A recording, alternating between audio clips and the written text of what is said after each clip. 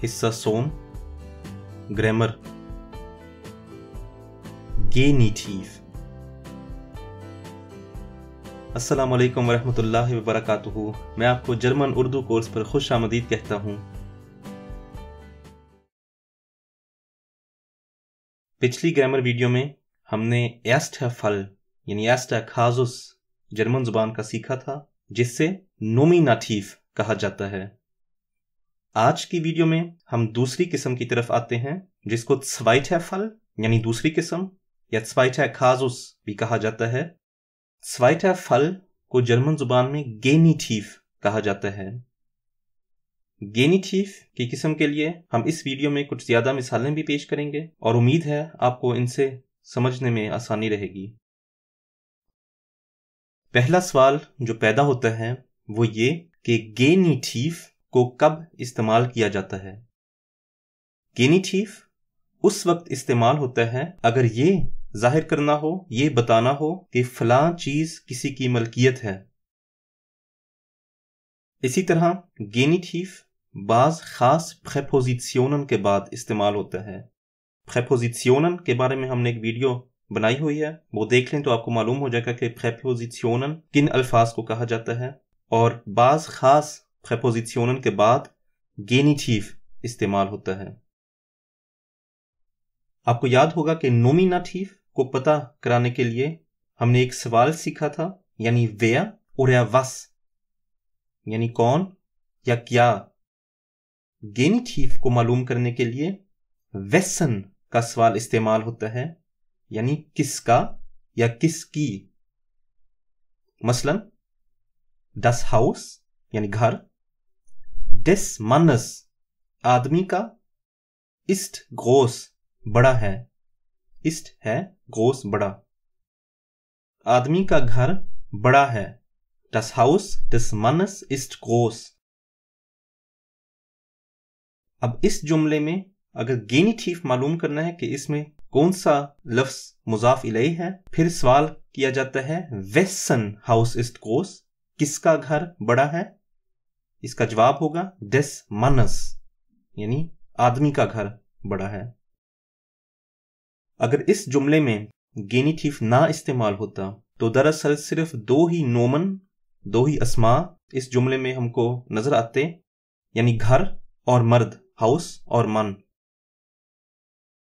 गेनिटिव के जरिए हमको अब मालूम हुआ है कि घर किसका है, मर्द का घर, das Haus des Mannes। मालूम होता है कि एस का हर्फ गेनिटिव में एक बहुत जरूरी हैसियत रखता है। इसको वाज़े करने के लिए आपके सामने मजीद मिसालें पेश करते हैं। ich यानी मैं, höre सुन रहा हूं, das Lachen हंसी, eines Kindes एक बच्चे की। यहां से भी नजर आ रहा है कि अगर गेनिटिव ना इस्तेमाल किया जाता तो अस्मा इस जुमले में लखन और किंड हैं, यानी हंसी और बच्चा। गेनिटिव के जरिए मालूम हो गया कि यह हंसी बच्चे की है। Das Lachen eines Kindes एक बच्चे की हंसी।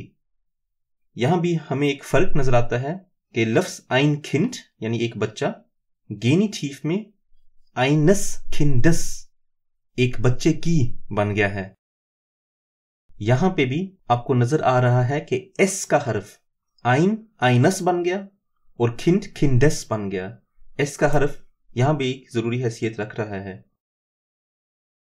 इस जुमले में गेनिटिव को मालूम करने के लिए हम अब सवाल करते हैं wessen यानी किसका या किसकी, lachen हंसी, höre ich मैं सुन रहा हूं।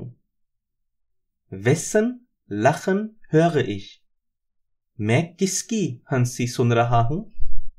इसका जवाब eines Kindes यानी एक बच्चे की। इन दोनों मिसालों से आपको अब मालूम हुआ है कि आर्टिकल यानी der die das या ein eine जो unbestimmte आर्टिकल हैं, गेनिटिव के जुमले में भी अपनी शक्ल तब्दील करते हैं। नोमिनेटिव में आर्टिकल der डी, das और जमा के लिए डी का आर्टिकल आता है।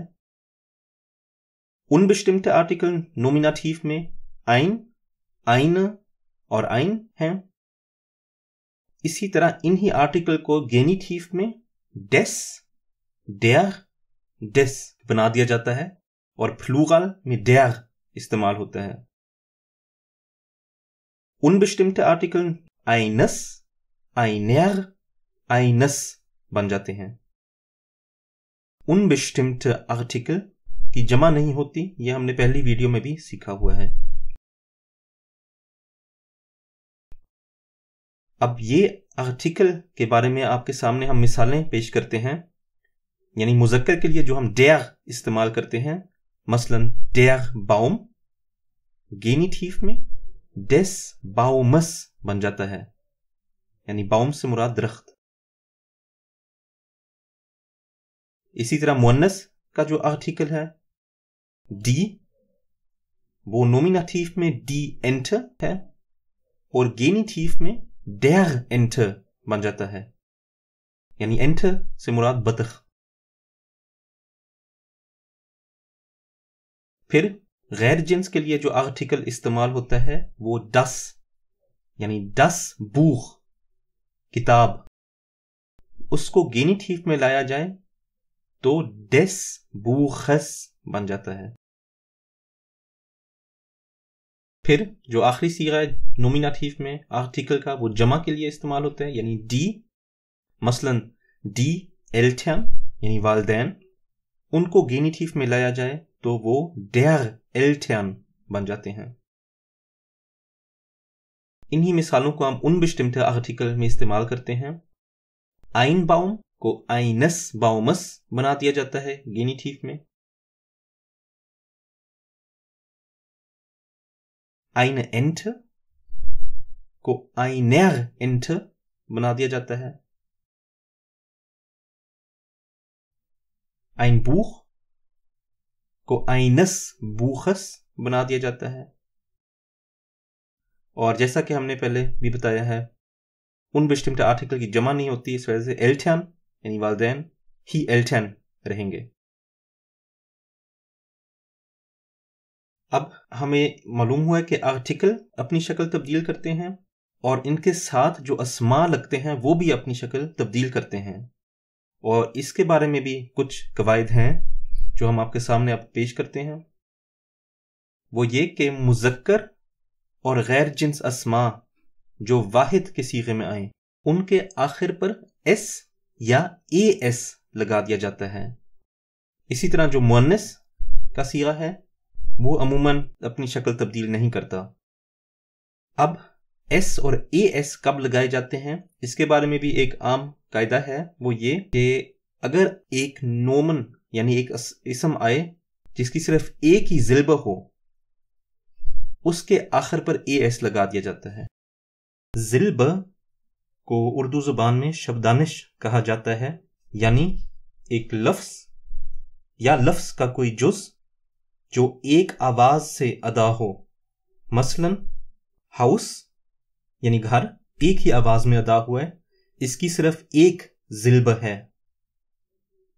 तो इस तरह जिन अल्फाज की सिर्फ एक ही ज़िल्ब हो, उनके आखिर पर एएस आता है, और जिनकी ज्यादा ज़िल्बन हो, ज्यादा शब्दानिश हो, जैसे खूखन यानी केक या फेर खोई फेर बेचने वाला, उसके आखिर पर सिर्फ एस लगा दिया जाता है।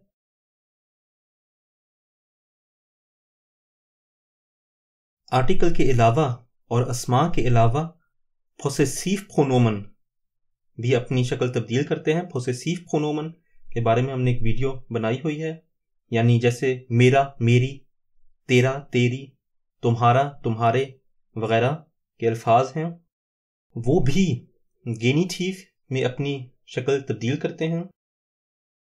शुरू में शायद ये बात कुछ मुश्किल लग रही हो, मगर सिर्फ मामूली सी बातें हैं जो तब्दील की जाती हैं। हम एक मर्तबा ये tabelle यानी ये टेबल आपके सामने पढ़ते हैं। इश की जो ज़मीर अगर पोसेसिव प्रोनोमन में नोमिनेटिव में आए तो मुज़क्कर में माइन होगी, यानी मेरा, मुअन्नस में माइने यानी मेरी, और गैर जिन्स में फिर माइन। और इसी तरह जमा के सीगे में भी माइने यानी मेरी या मेरे। फिर गेनिटिव में इन्हीं ज़मीरों को तब्दील करना पड़ेगा। मुज़क्कर में फिर होगा माइनस, मुअन्नस में माइनेर, और गैर जिन्स में माइनस, और जमा के सीगे में फिर माइनेर।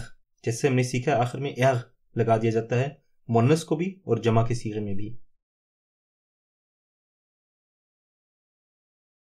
इसी तरह डू यानी तू को नोमिनेटिव के पॉसेसिव प्रोनोमन में डाइन यानी तेरा, मुअन्नस में डाइने तेरी। गैर जिन्स के लिए जब यह आए तो डाइन, और जमा के सीगे में डाइने यानी तेरे या तेरी। फिर इन्हीं को गेनिटिव में लाया जाए डाइनस, मुज़क्कर में डाइनेर, मुअन्नस में डाइनस, फिर गैर जिन्स में और जमा के सीगे में फिर डाइनेर। एर यानी वो मुज़क्कर को नोमिनेटिव में ज़ाइन, मुअन्नस में ज़ाइना, गैर जिन्स ज़ाइन और जमा में ज़ाइना। इसी तरह मुज़क्कर में गेनिटिव में जब यह आए तो ज़ाइनस, मुअन्नस में आई ज़ाइनेर, गैर जिन्स में ज़ाइनस, और प्लूरल यानी जमा में ज़ाइनेर। और इसी तरह बाकी तमाम सीगों यानी ज़मीरों की सूरत हाल है कि हमेशा एक एर या एस का इजाफा कर दिया जाता है। जब भी इन अल्फाज को तब्दील करना हो तो ये कायदा बस मद्देनज़र रखें कि मुज़क्कर में एस आखिर पर लगा दिया जाता है, मुअन्नस में एर आखिर में लगाया जाता है, और गैर जिन्स में फिर एस लगा दिया जाता है, और जमा के सीगे में यानी प्लूरल में एर लगा दिया जाता है। इस हवाले से भी हम आपके सामने चंद मिसालें पेश करते हैं। मसलन Das ist der Anzug meines Vaters, यानी das ist ये है, der Anzug coat, meines Vaters मेरे बाप का।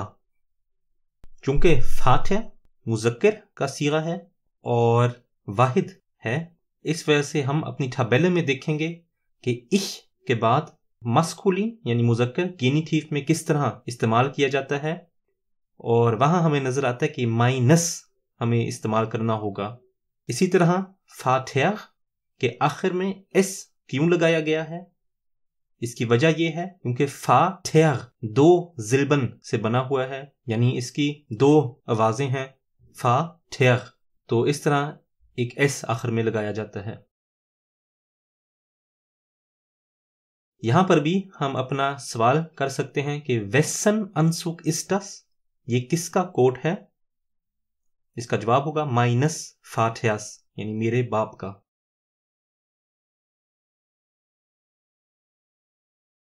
Die Berufe eurer Eltern sind anstrengend, यानी आपके वालिदैन की नौकरियां मुश्किल हैं। Die Berufe यानी नौकरियां यानी जॉब्स, eurer Eltern आपके वालिदैन के, sind हैं, anstrengend मुश्किल। Eltern यानी वालिदैन चूंकि प्लूरल में आया है यानी जमा के सीगे में आया है और गेनिटिव में इस्तेमाल हुआ है, इस वजह से हम eurer यहाँ पे इस्तेमाल करेंगे। और इसी तरह हम यहाँ पर भी अपना सवाल कर सकते हैं, wessen Berufe sind anstrengend, यानी किनके काम मुश्किल हैं, और इसका जवाब होगा eurer Eltern आपके वालिदैन के। एक और मिसाल पेश करते हैं। In dem Unterricht unserer Lehrerin lernt man viel. In dem Unterricht पढ़ाई में, unserer Lehrerin हमारी उस्तानी की, lernt man viel, बहुत सीखा जाता है। unserer यहाँ पे इस्तेमाल हुआ है क्योंकि Lehrerin वाहिद और मुन्नस के सीगे में आई है। और इसी तरह यहाँ पर भी हम सवाल कर सकते हैं, in wessen Unterricht lernt man viel, किसकी पढ़ाई में बहुत सीखा जाता है। इसका जवाब होगा unsere Lehrerin, हमारी उस्तानी की। जैसा कि शुरू में बयान किया था, हम आखिर में प्रेपोजिशनन के बारे में भी एक बात का जिक्र कर लेते हैं। जर्मन जुबान में बास ऐसी प्रेपोजिशनन हैं जिनके बाद हमेशा गेनिटिव इस्तेमाल होता है। यानी जब भी आपको ये अल्फाज नजर आएंगे तो आपको मालूम हो जाएगा कि इनके बाद जो भी इसम आया है, जो भी नोमन आया है, वो गेनिटिव में इस्तेमाल हुआ है। और अब आपके सामने हम ये प्रेपोजिशनन पेश करते हैं।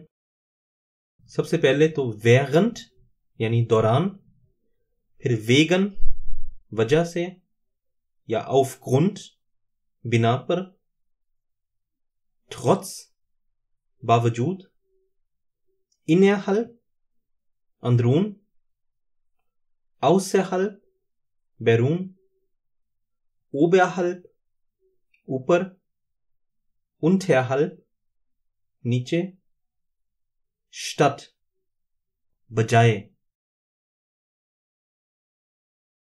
अगर आप ये प्रेपोजिशनन इस्तेमाल करेंगे तो आपको मालूम हो जाएगा कि इनके बाद गेनिटिव आएगा। मसलन wegen des Unfalls konnte ich nicht mehr arbeiten, accident की वजह से मैं काम नहीं कर सका।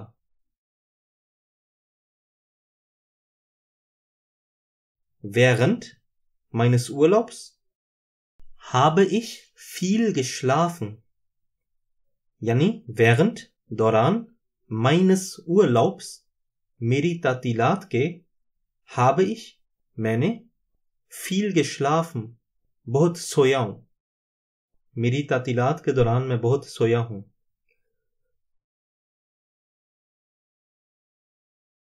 Aufgrund der Party konnte ich nicht schlafen, यानी पार्टी की वजह से मैं सो नहीं सका।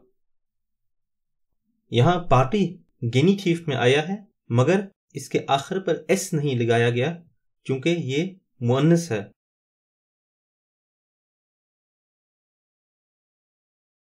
Trotz des Gewitters ging mein Nachbar spazieren. Trotz बावजूद, des Gewitters आंधी के, ging mein Nachbar spazieren मेरा हमसाया सैर करने निकला।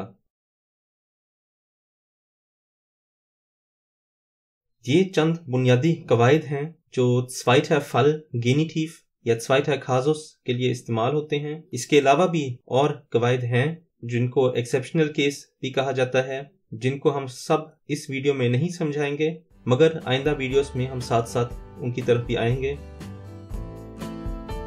अगर आपको ये चैनल पसंद आया तो हमें ज़रूर सब्सक्राइब करें। इसी तरह अगर आपके किसी किस्म के सवालात हों तो ज़रूर कमेंट्स में लिखें या हमसे रब्ता करें। मैं आपका शुक्रिया अदा करता हूँ। वस्सलाम। Urdu German course.